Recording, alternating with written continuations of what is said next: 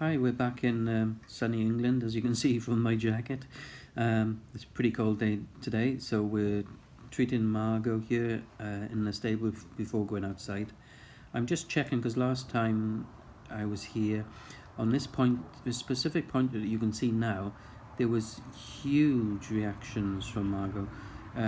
It was such a tender area that Margo was really stretching out. She was making some faces, that's for sure. She was stretching her neck out and trying to release that area, and it's all completely gone now this time. So I'm just double checking now, right on the area, just to make sure, and yeah, it's all gone. So that's wonderful, and this is how reliable the trigger point is. Once you've released a knot, the knot is gone. Sometimes it needs a second treatment just to get rid of a little bit of residue, but there can be very little left in there because although he's noticing a little bit what I'm doing,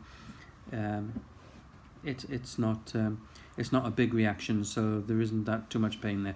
So just rubbing out any remaining tension in that top of the muscle, that's the biceps femoris there, and just when I'm doing the palm of my hand, it's just moving the fascia and making sure that the blood supply is all rushing to the area and that I can't feel any knots. So then I'm going back down the hamstrings now. The outer hamstring there's a little bit tighter. The semitendinosus, the semimembranosus on the inside is nice and soft. See, the horse is with me there, it knows what I'm doing. There's no fear there at all, but it can feel that there's a little bit of tension in that muscle. That's why you had that little bit of a head shaking. So just one more check on the biceps femoris, just to make sure it has all gone. And checking his eyes, checking his head, making sure that there's nothing going on. You see the tail hasn't come up, which is a sign that there's tension. And now I'm working around the tubercocci, no reaction there. Back to that, what was a very sensitive spot, make sure it's all gone out. And it's all nice and soft. So that's how to treat a trigger point in the biceps femoris. You need to stay on there. If you get a reaction from the horse, of course, stay on there till it releases, which, you could be there 10 minutes, and there's no rush in it. Just take as long as you need. I'm doing a quick check underneath the tubercocci here. We've got a few muscles in that vicinity. Iliacus is one of the big ones. You can address the psoas muscle from there as well, and some of the abdominals. And now I'm just going back down the hamstrings again because I've left them be for like 10-20 seconds and just seeing if it's all released. So I like to double check on the other side, because the other side there shouldn't be anything, but occasionally there is a problem. So we're seeing from the horse here, taking no notice at all what I'm doing. There's no signals going from the area, so it's just quite happy playing with the groom there. So just a quick check around this tubercocci, make sure there's no active trigger points around there. Back to the biceps femoris, working my way down the trigger points, and it's all nice and soft, which is really good. There's no tension that I can feel underneath my hands there. It's all nice and soft. Quick check of the hamstrings. Now on this one, it was only needed a quick check. They were both soft. And that's what we want. We want them soft. We want them to be able to go really tight and really soft. So if there's a tension in there, it can't do the full 100% squeeze and release. So that's what we're looking for. So now we've gone outside after the treatment, and you can see Carrie Turner here from Divine Equestrian. She's got very little tack on the horse, as you can see. Just a rope and a halter there, and we can just see the horse move as it wants to. You can see, there's no coercion at all, because there's no bridle on it, there's no bit on it. We're just showing what the horse loves to do on its own, and this type of training is beautiful, isn't it? It's just the horse with the trainer, just wanting to do what the trainer is guiding it to do. So this horse is 4-year-old. It's only just recently backed, and it's very one-sided.